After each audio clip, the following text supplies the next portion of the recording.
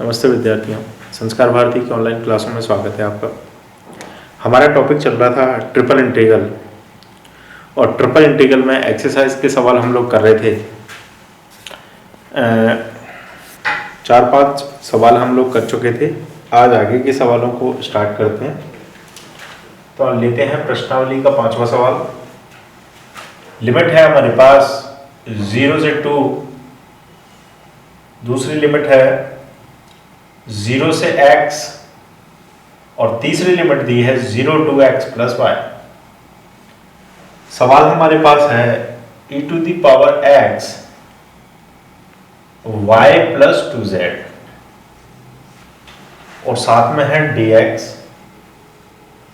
dy और dz।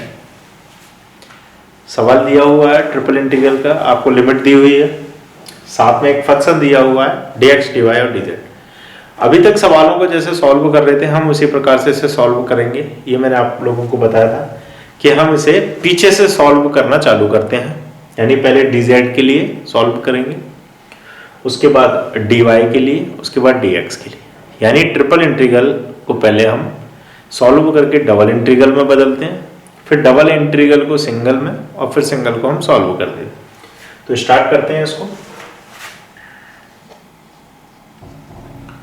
इसमें हम क्या लेंगे, पहली लिमिट लेंगे, दूसरी लिमिट लेंगे, और तीसरे वाले को लिखने का तरीका ये होता है ब्रैकेट लगाकर आप तीसरी लिमिट को लेंगे कोष्टक में। फंक्शन है हमारा e to the power x y plus, इसको हम मल्टीप्लाई कर लेते हैं। e to the power x का y में मल्टीप्लाई तो e to the power x y, और 2z में तो 2z e to the power x, और साथ में हमारा कौन सा फंक्शन लेंगे हम, dz वाला, और बाकी के जो दो हैं वो पीछे dx एंड dy। तो सबसे पहले हम जो इंटीग्रल करने वाले हैं वो किसके लिए करेंगे, z के लिए करेंगे। जब हम z के लिए इंटीग्रेशन कर रहे हैं तो x कांस्टेंट रहेगा, y कांस्टेंट रहेगा, ठीक है। तो ये जाएगा हमारा 0 to x। अब देखिए यहाँ पर इंटीग्रल कर रहे हैं z के रिस्पेक्ट, तो e to the power x और y जो है वो कांस्टेंट रहेगा, और 1 बचा अंदर, तो 1 का जो इंटीग्रेशन है वो होगा z, ठीक है, प्लस यहाँ देखिए 2 कांस्टेंट है, e to the power x constant रहेगा, z का इंटीग्रेशन करेंगे तो अपन क्या आएगा, z² है, ठीक है। इसकी जो लिमिट चल रही है वो लिमिट है 0 to x प्लस y, और साथ में क्या चल रहा है, dx चल रहा है और dy चल रहा है। ये टर्म्स हमारे साथ में चले। अब हम थोड़ी सी काटापीटी कर लें, और इस स्टेप को हम ऊपर ले लेते हैं, और ऊपर से अब नीचे की तरफ हम इसे सॉल्व करते हैं।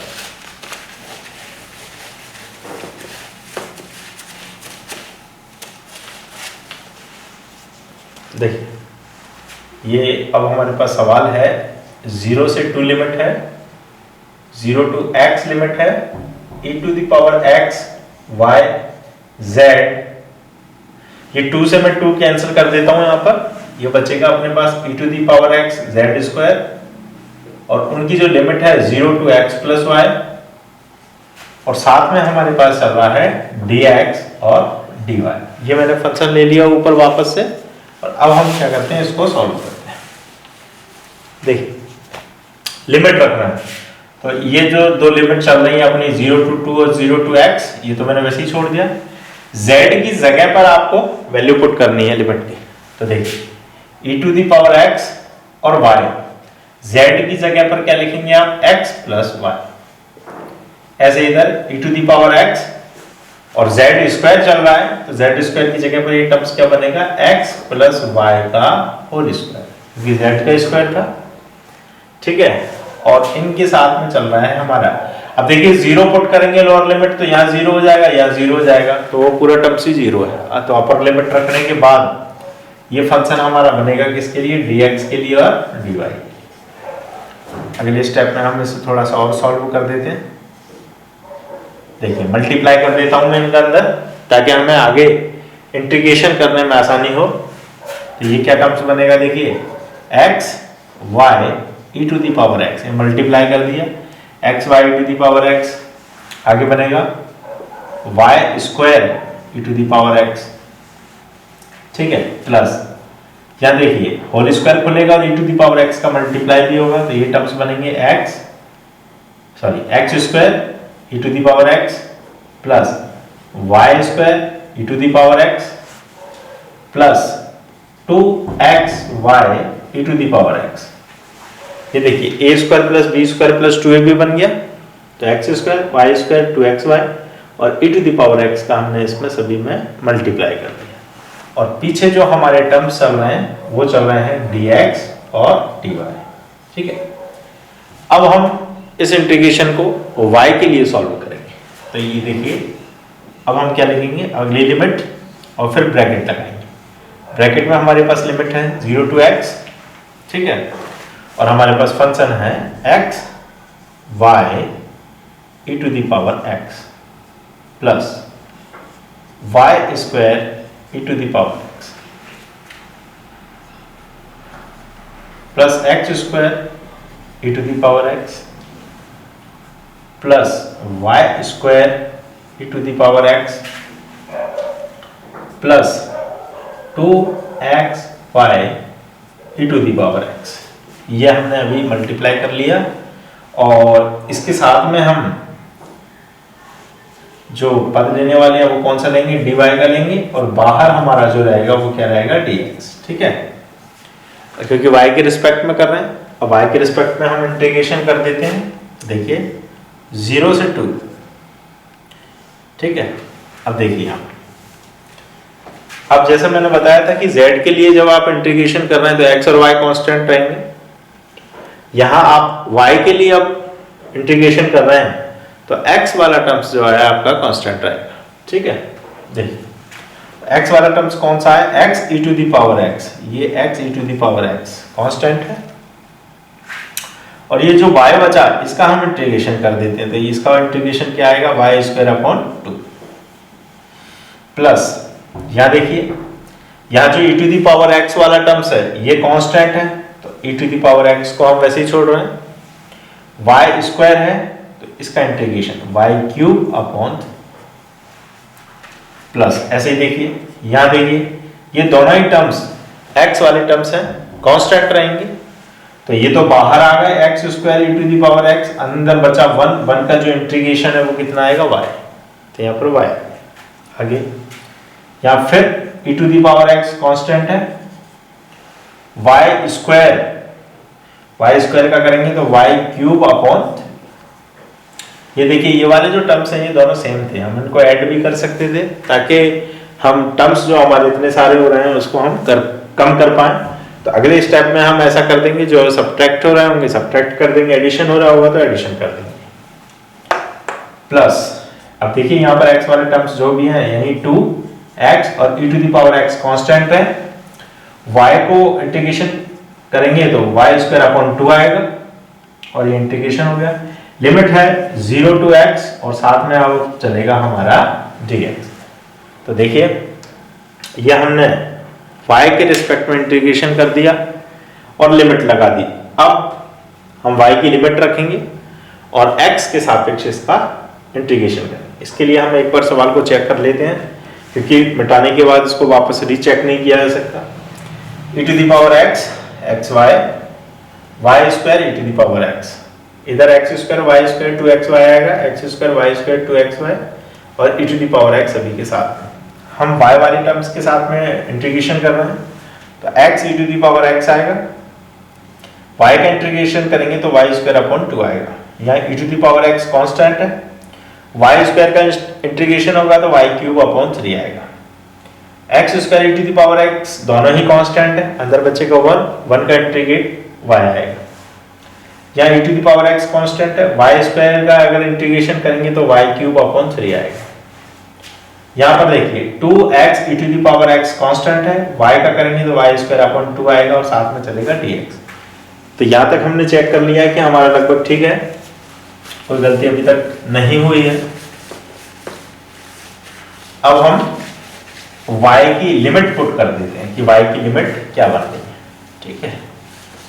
ये टर्म्स मैंने मिटा दिया और हम अब y की जगह पर वैल्यू पुट कर रहे हैं। तो देखिए ये हमारा क्या टर्म्स बनेगा, लिमिट 0 से 2। अब देखिए y की जगह पर हम x पुट कर रहे हैं, तो धीरे धीरे ये x है, यहाँ y की जगह में x पुट करूंगा तो ये x स्क्वायर बन जाएगा, x स्क्वायर और x मिलके बनेंगे x cube e to the power x और अपॉन में चल रहा है 2 प्लस, यहाँ देखिए यहाँ y की जगह x पुट करेंगे तो ये बनेगा e to the power x cube upon 3 plus, यहाँ y की जगह x पुट करेंगे तो ये भी बनेगा x cube e to the power x plus, यहाँ y की जगह वैल्यू पुट करेंगे तो ये थोड़ा ऊपर हो रहा है जो कैमरे में नहीं आ रहा है, इसको थोड़ा सा हम नीचे लिख देते हैं। 0 से 2 y की जगह x पुट कर रहे थे तो ये क्या बना था, x cube e to the power x upon 2 plus, यहां किया था तो x cube e to the power x upon 3, यहां y की जगह x पुट किया था तो x cube e to the power x upon 1 plus, यहां y की जगह x पुट किया था तो x cube e to the power x upon 3। 1 2 3 4 terms हो चुके और ये लास्ट टर्म्स, यहाँ देखिए हम कैंसिल कर देते हैं। पहले 2 से 2 कैंसिल हो रहा है, y स्क्वायर की जगह x करेंगे तो ये आएगा x cube e to the power x और साथ में क्या चल रहा है हमारे पास dx, ये टर्म्स हमारे पास आए। अब हम क्या करते हैं, इनमें से जो भी ऐड हो रहे हैं उनको ऐड कर लेते हैं, ठीक है। तो देखिए कौन कौन से टर्म्स हमारे थोड़े सेम बन रहे हैं। कॉमन तो देखिए सभी में से आ रहा है क्योंकि x cube e to the power x ही है, तो हम एक काम करते हैं, सबसे पहले कॉमन निकाल लेते हैं इसमें। तो 0 से 2 ये x क्यूब और e to the power x हमने कॉमन निकाल दिया, तो अंदर क्या बचेगा 1/2 1/3 1 1/3 एंड 1 और साथ में क्या चलेगा dx। Limit 0 to 2 x cube e to the power x, इनका एलसीएम ले लें, 3 और 2 का एलसीएम लोगे तो 6 आएगा, 2 3 जा 6 3 2 जा 6 1 6 3 2 जा 6 एंड dx। तो ये हमारे पास क्या बन गया 0 से 2, ये 6 2 8 8 और 6 14 14 और 2 16 16 और 3 19 यानी 19/6 और साथ में हमारे पास चल रहा है x cube e to the power x और साथ में dx।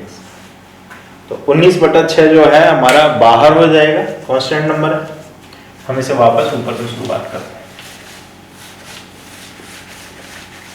देखिए 19/6 को हम बाहर निकाल लेते हैं, हमारे पास सवाल बनेगा 0 से 2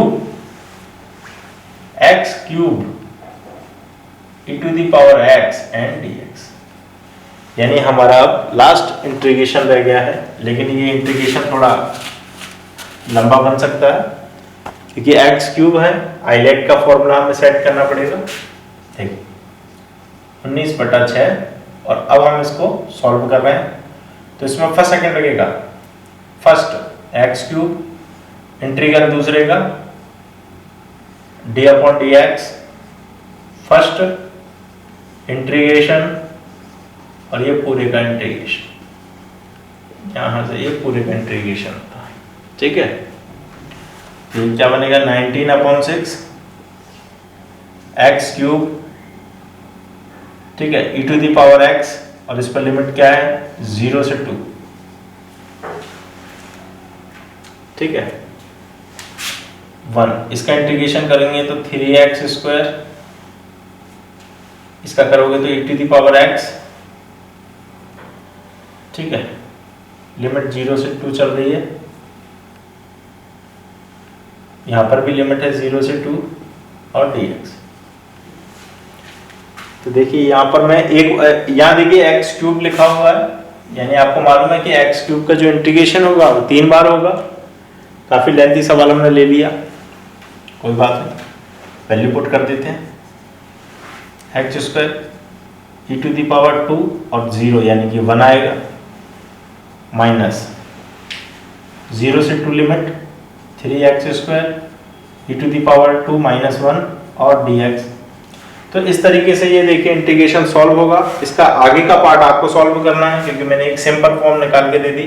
इसका जो आगे का पार्ट है आप लोग सॉल्व करेंगे, वैल्यू पुट करते जाएंगे क्योंकि लिमिट में आप ज्यादा दिक्कत नहीं आनी चाहिए। ई टू दी पावर जो स्क्वायर रहेगा वो कांस्टेंट रहेगा, 1 कांस्टेंट रहेगा, यानी आपको एक्स स्क्वायर का करना है और एक्स क्यूब का करना है। तो इस इंटीग्रेशन को आप पूरा कंप्लीट करेंगे। सिंपल है, यहां से ही ये सिंपल हो चुका था। फर्स्ट सेकंड अप्लाई करके आप इसको आईलेट का फॉर्मूला लगा के जो 12th क्लास का बेस है वैसे सॉल्व कर दें। मैं इसे आगे इसलिए सॉल्व नहीं कर रहा हूं क्योंकि अब इसको आगे सॉल्व करूंगा तो 2-3 बार बोर्ड और भरेगा और एक छोटा सा सवाल सॉल्व होगा जिससे पूरा पीरियड निकल जाए। तो आप थोड़ा ध्यान रखें कि यहां तक देखिए इंटीग्रेशन होने के बाद आपको भी दिख रहा है ये 12th क्लास का मटेरियल है, x की पावर 3 लिखा है। इसका मतलब है इंटीग्रेशन अभी 3 बार होगा। क्यों? एक्स क्यूब का डिफरेंशिएशन करेंगे 3x स्क्वायर में कन्वर्ट होगा, फिर एक्स स्क्वायर एक्स में कन्वर्ट होगा, फिर एक्स 1 में कन्वर्ट होगा, जब जाके ये कंप्लीट होगा। ठीक है, तो इस सवाल को आपको सीधा सा सॉल्व करना है। सिंगल इंटीग्रेशन मैंने आप लोगों को दिया है, इसकी लिमिट 0 से 2 है, इसको आप सॉल्व करेंगे। बाकी हमने जो भी सॉल्व करा है वो बिल्कुल सही आया है, इसके आगे आप लोगों को सॉल्व करना है। ठीक है, अब हम प्रश्नावली का अगला सवाल ले रहे हैं जो थोड़ा सा डिफरेंस है, अलग है। अगर 12th का मटेरियल इसमें शामिल होगा तो मैं वहां छोड़ दूंगा। जो सिंपल फॉर्म बनेंगे ये बिल्कुल आसान फॉर्म का है, टफ नहीं है, बिल्कुल ही सिंपल सवाल है। देखिए अब हम ले रहे हैं प्रश्नावली का अगला सवाल और उसकी लिमिट भी, इसकी लिमिट थोड़ी साधारण लिमिट थी, 0 से 2 नंबरिंग लिमिट जो होती है सबसे सिंपल मानी जाती है। अब हम सवाल ले रहे हैं अगला 6 नंबर का सवाल ले रहे हैं। सवाल है हमारे पास, लिमिट है 0 से 4, अगली लिमिट है 0 से 2 अंडर रूट z और तीसरी लिमिट है अपने पास 0 से under root 4z minus x square. Function है dz dx एंड dy। एक बार हम सवाल की लिमिट को वापस पढ़ रहे हैं।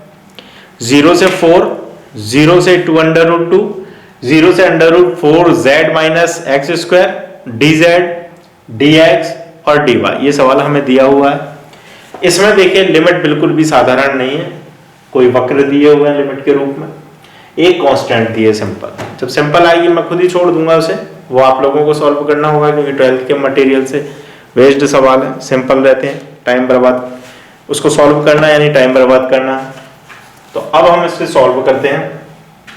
लिमिट एक बार हम सवाल में वापस चेक कर लें। 0 से 4 लिमिट है, 0 से 2 अंडर रूट z लिमिट है और under root 4z minus x square limit. ठीक है, बिल्कुल सवाल सही, लेकिन सवाल में थोड़ा सा चेंज कर दिया, यहाँ dz या dx और dy, यानी dz पहले दे दिया तो हमें किसके लिए सॉल्व करना पड़ेगा इसे, dy।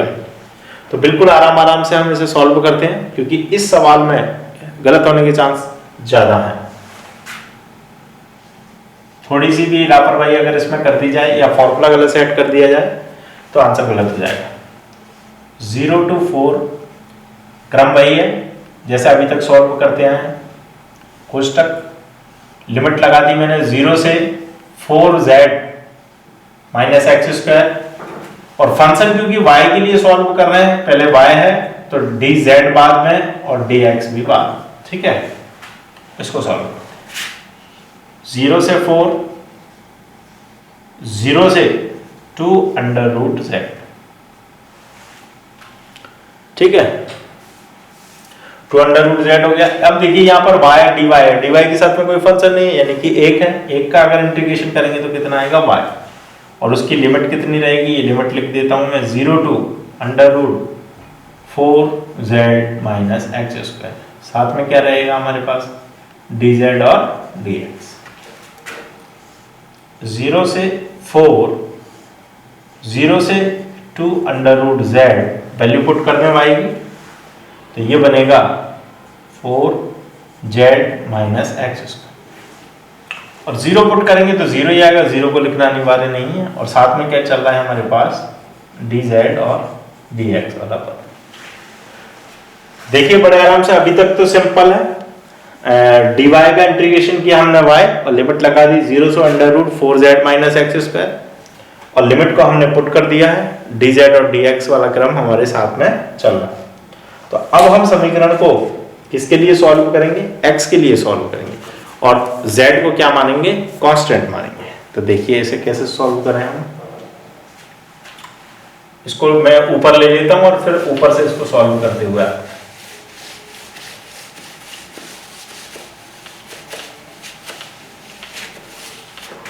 देखिए सवाल है हमारे पास अब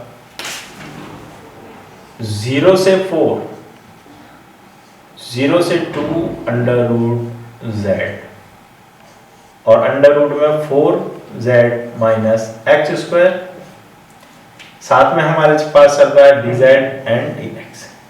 तो क्योंकि हम x के लिए सॉल्व करेंगे अब इसको, तो ये हमारा क्या बनेगा 0 to 4, 0 to 2 √z और ये ले लिया हमने 4z माइनस एक्स स्क्वायर, साथ में क्या लेंगे dx और पीछे क्या रहेगा हमारे पास dz।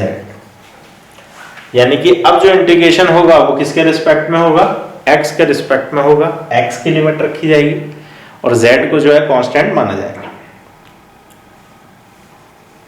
अब देखिए जरा, यहां पर एक नया फॉर्मूला सेट होगा इस टाइप का, और इस टाइप का इंटीग्रेशन हम पढ़ चुके हैं। तो ये किस टाइप का इंटीग्रेशन है? A square minus x square type का इंटीग्रेशन है, जो 12th क्लास में फॉर्मूला के रूप में आपको दिया हुआ है। और अगर फॉर्मूले आपको याद नहीं है तो अपनी बुक के सबसे लास्ट पेजों पर जाकर देख लें, फॉर्मूले दिए हुए हैं। CBH राइटर की बुक में फॉर्मूले दिए हुए हैं। अब हम इसे डायरेक्ट सॉल्व करते हैं फॉर्मूला के अकॉर्डिंग। तो देखिए लिमिट हमारी चल रही है 0 से 4, अगली लिमिट है 0 से 2 √z और इसमें √a² माइनस एक्स स्क्वायर का फॉर्मूला आप अगर हम अप्लाई कर दें तो ये बनता है x/2 √4z minus x square plus, और यहां पर जो पद होता था वो a²/2 यानी कि 4z/2 के लिए a²/2 होता था यहाँ पर, और साइन इनवर्स और अपना होता था x/a यानी x/2 √z। और जो लिमिट है हमारे पास वो क्या है? ये लिमिट है, इसको मैं यहां से हटा देता हूं, इसके लिए मैंने सॉल्व कर दिया है इसको। ये लिमिट में यहां चढ़ा दूं 0 से 2 √z। तो इसके लिए मैंने फॉर्मूला सेट कर दिया, मैं यहां अलग से लिख देता हूं। ये फॉर्मूला था आपके पास यहां a² माइनस एक्स स्क्वायर, ये फॉर्मूला है x/2 √a² minus x square plus a²/2 sine inverse x/a। ये फॉर्मूला मैंने यहाँ पर इसको सेट किया है। ये 4z को हम क्या लिख पा रहे हैं? 2 √z का स्क्वायर और ये एक्स स्क्वायर यानी ये a² बन गया, ये x² बन गया। इसमें हमने केवल वैल्यू पुट कर दी। ये फॉर्मूले मैंने बताया बीएससी में आपको इंटीग्रेशन सॉल्व करना नहीं सिखाया जाएगा, ठीक है। अब हम वैल्यू पुट कर रहे हैं। तो यहाँ पर हमने किसके रिस्पेक्ट में कर दिया? x के रिस्पेक्ट में कर दिया, और किसको अचर माना है? हमने z को अचर माना है, ठीक है। अब हम वैल्यू पुट कर रहे हैं x की जगह पर हमें ये लिमिट जो दी हुई है वो हमें पुट करनी है। तो हम धीरे धीरे इसको पुट करते हैं। 0 to 4, देखिए x की जगह पर हम रख रहे हैं 2 √z, अपॉन में चल रहा है हमारे पास 2 √4z माइनस एक्स स्क्वायर। जब हम एक्स स्क्वायर करते हैं यानी 2 √z का स्क्वायर करेंगे तो 4z ही आएगा, ठीक है। फिर 4z/2 साइन इनवर्स x की जगह पर हम रखेंगे 2 √z है ये अपॉन 2 √z। तो ये अपर लिमिट हमने दोनों जगह रख दी। अब हम लोअर लिमिट रखते हैं। देखिए x की जगह पर हमें लोअर लिमिट रखनी है, माइनस लगा दिया मैंने। देखिए सबसे पहले यहाँ की बात करें तो साइन इनवर्स 0, साइन इनवर्स 0 की वैल्यू होती है ये वाला पद, तो 0 आएगा। यहाँ और रखते हैं हम x की जगह पर। x की जगह पर जैसे ही मैं 0 रखता हूं तो ये टर्म्स भी जीरो हो जाएगा, ये साइन इनवर्स एक्स, यानी ये कुछ भी नहीं बचा हमारे पास, पूरा जीरो ही आया। तो ये टर्म्स रह गए हमारे पास केवल, और साथ में हमारे पास क्या चल रहा है अब, डी जेड। आगे आगे देखिए 0 to 4, 2 से 2 कैंसिल हो गया, यह बचा अंडर रूट जेड। यहाँ चल रहा है हमारा, ये जीरो आया देखिए, 4z में से 4z लेस हो गया 0। 2 से हम 4z को कैंसिल कर दें तो ये 2z आएगा, और ये साइन इनवर्स 1 बनेगा, और साइन में जो 1 डिग्री है वो π/2 की वैल्यू होती है। और ये साथ में हमारे पास क्या चल रहा है, हमारे पास tz चल रहा है। तो इस तरीके से हमने सवाल को सॉल्व करा है। 2z हमारे पास बाकी है और π/2 हमारे पास बाकी है, बाकी को हम हटा देते हैं।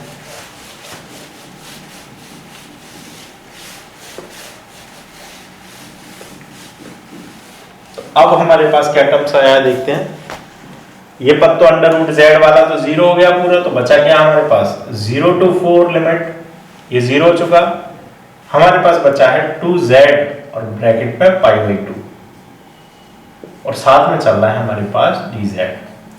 तो अब हम क्या करने वाले हैं, अब z के लिए हम इंटीग्रेशन सॉल्व करेंगे।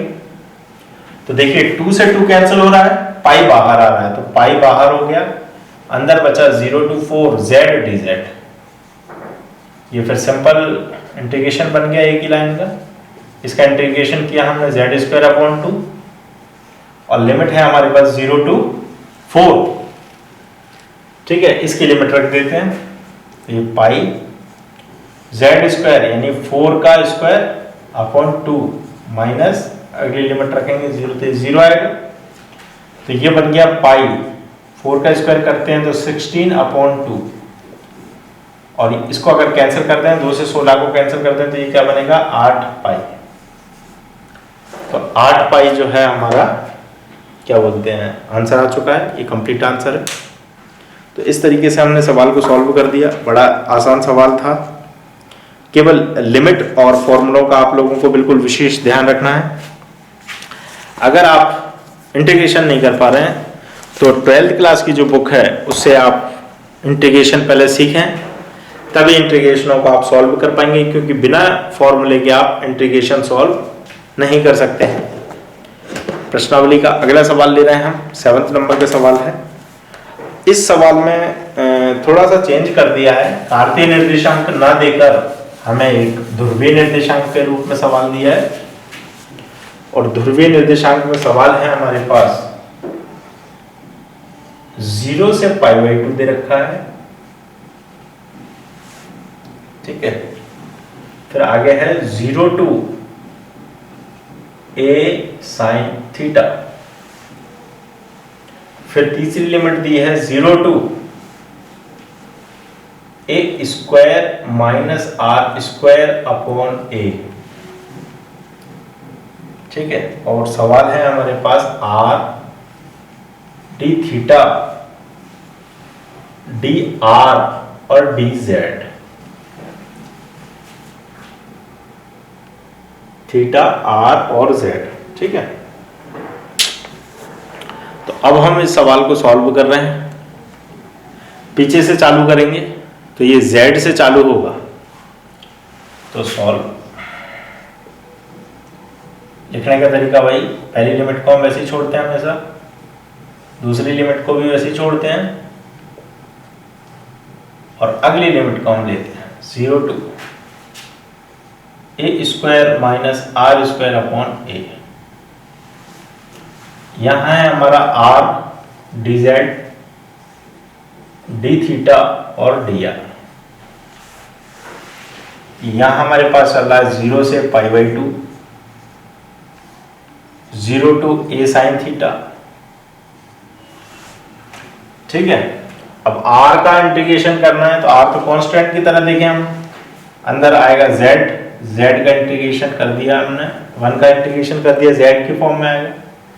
लिमिट हमारे पास है a² minus r² upon a, और साथ में चल रहे हैं d थीटा और। ठीक है, तो यहां पर r को हमने कांस्टेंट माना है क्योंकि हम z के रिस्पेक्ट में इंटीग्रेशन कर रहे हैं, है ना। अब इसकी लिमिट रख देते हैं 0 से π/2, 0 से a sin theta r z की लिमिट रखेंगे तो हमारे पास आएगा a square minus r square upon a, और साथ में चलेगा डी थीटा और डी आर। ठीक है, अब हम इसे वापस लिखकर और आर और थीटा के लिए सॉल्व करते हैं।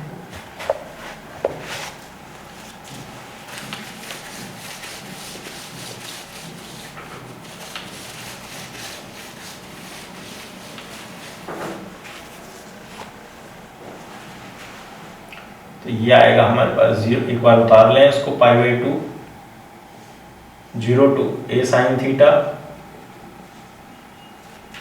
r a स्क्वायर, मैं मल्टीप्लाई कर देता हूं इसको, r का स्क्वायर में r स्क्वायर में करोगे तो r क्यूब अपॉन a, और साथ में चल रहा है d थीटा और dr।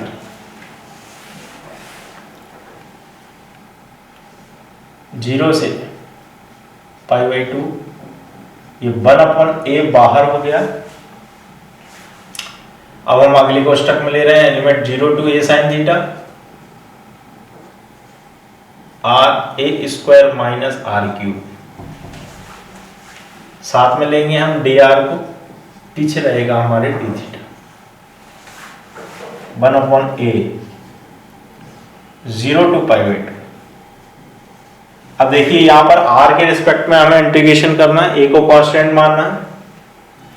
तो देखिए क्या आएगा, a स्क्वायर को कांस्टेंट मानना है तो a स्क्वायर को वैसे छोड़ेंगे, r का इंटीग्रेशन करेंगे तो r स्क्वायर अपॉन क्या आएगा 2 आएगा, और r क्यूब का करेंगे तो r 4 अपॉन 4 आएगा।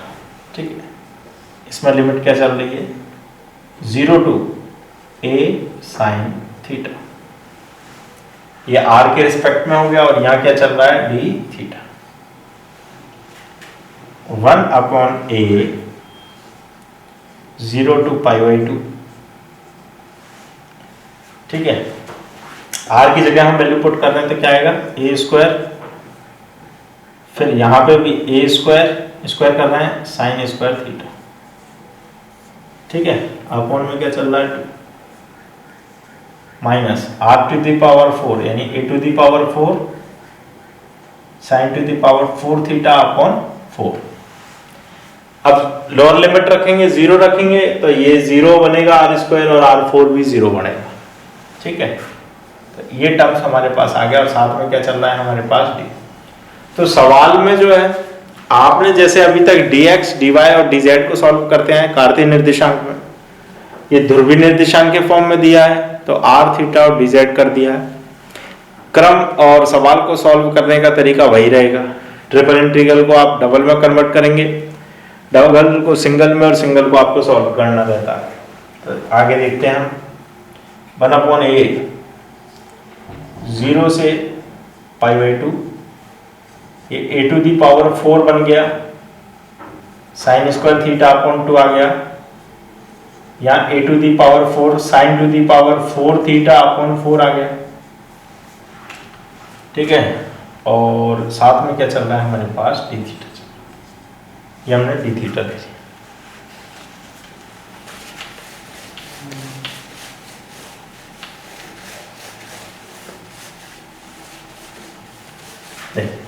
अब ये दो पार्ट में हम इस सवाल को तोड़ देते हैं, ये बनेगा हमारे पास 1/a, ये देखिए a4/2, चलिए एक स्टेप लिख देता हूं मैं 0 टू π/2। सवाल है हमारे पास a4 sin square theta upon 2, और साथ में d theta minus 1/a limit 0 to π/2। ठीक है, और a to the power 4 upon 4 sin 4 theta और d थीटा। अब इसमें से हम बाहर निकालते हैं, देखिए a टू दी पावर 4 बाहर आएगा, a से कैंसिल होगा तो a क्यूब अपॉन 2 बचेगा। लिमिट है हमारे पास 0 टू π/2। सवाल है, फंक्शन है हमारे पास sin square theta d theta. इधर देखिए, ए से ए 4 कैंसिल कर रहे हैं तो ये ए क्यूब अपॉन 4 आएगा। लिमिट आएगी 0 से π/2 और sine 4 theta, sine 4 theta d theta.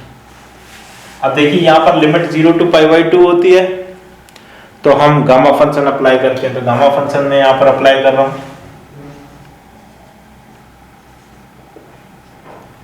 तो ये बनेगा 2 + 1/2, 0 + 1/2, 2 गामा 2 + 0 + 2/2। ये तो पहली वाले के लिए बना दिया हमने। माइनस यहां देखते हैं ए क्यूब अपॉन 4, इसके लिए क्या बनेगा 4 + 1/2, 0 + 1/2, 2 गामा 4 + 0 + 2/2। ये गामा फंक्शन अप्लाई कर दिया हमने। अब थोड़ी काटापीटी कर लें, ए क्यूब अपॉन 2 गुणा ये गामा बनेगा 3/2, ये बनेगा गामा 1/2, 2 गामा ये 4 का 2 में मल्टीप्लाई करेंगे तो केवल गामा 2, ए क्यूब अपॉन 4 ये बनेगा गामा 5/2, गामा 1/2, 2 गामा ये 4 और 2 6 और डिवाइडेशन कर दिया तो ये गामा 3 वाला टर्म्स हमारे पास आ जाएगा। ठीक है, अब लास्ट स्टेप में हम इसका फाइनल आंसर निकालते हैं।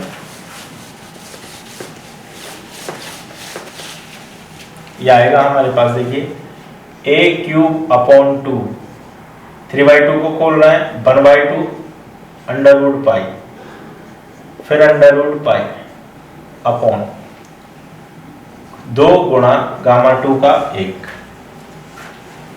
माइनस ए क्यूब अपॉन 4, 5/2 को खोलो, 3/2 1/2 √π, 1/2 का √π अपॉन 4 है 2 है, 3 गामा को खोलेंगे तो 2 × 1 आएगा। ठीक है, अब इसको सॉल्व कर देते हैं। देखिए ये तो पाई बन गया, ए क्यूब 2 दूनी 4, 4 दूनी 8 माइनस, इधर देखते हैं ये पाई हो गया तो ये आ रहा है देखिए 3π ए क्यूब अपॉन 4 दूनी 8, 8 दूनी 16, 32 64, ये 64 आ गया। एलसीएम ले लें हम इनका तो ये कितना आएगा 64 ही आएगा, 8π ए क्यूब आएगा यहाँ पर और ये 3π ए क्यूब आएगा। ठीक है, ये हमने एलसीएम ले लिया है, 8 और 64 का एलसीएम लिया तो 64। ठीक है, 8 का भाग दिया 64 में, 8 नहीं 64, 64 एकम 64, 3π, इसको हम माइनस कर देते हैं तो ये आएगा 5π ए क्यूब अपॉन 64 हमारा जो है आंसर निकल के आया है। ठीक है, इस टाइप से आपको सवालों को सॉल्व करना है, चाहे वो कार्तीय निर्देशांक में दिए हों, चाहे वो ध्रुवीय निर्देशांक में दिए हो। ट्रिपल इंटीग्रेशन को सॉल्व करने का तरीका यही है कि आप उसे पहले डबल में फिर सिंगल में कन्वर्ट करें और सिंगल के बाद उसको सिंपल फॉर्म में सॉल्व कर दें। तो चाहे कार्तीय निर्देशांक में हो या ध्रुवीय निर्देशांक में हो, पैटर्न हम लोग सीख चुके हैं बिल्कुल आराम से। पैटर्न वही रहेगा जो हमारा डबल इंटीग्रेशन में था। डबल इंटीग्रेशन में हम पीछे से सवाल को सॉल्व करते आते थे, डबल इंटीग्रेशन सिंगल में कन्वर्ट होता था और हम सिंगल को सॉल्व करते थे।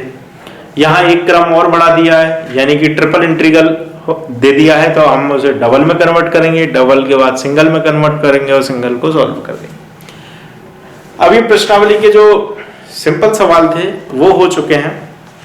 अब कुछ थ्योरेटिकल सवाल इसमें रहेंगे जहां आपको सवाल की लिमिट भी निकालनी रहेगी।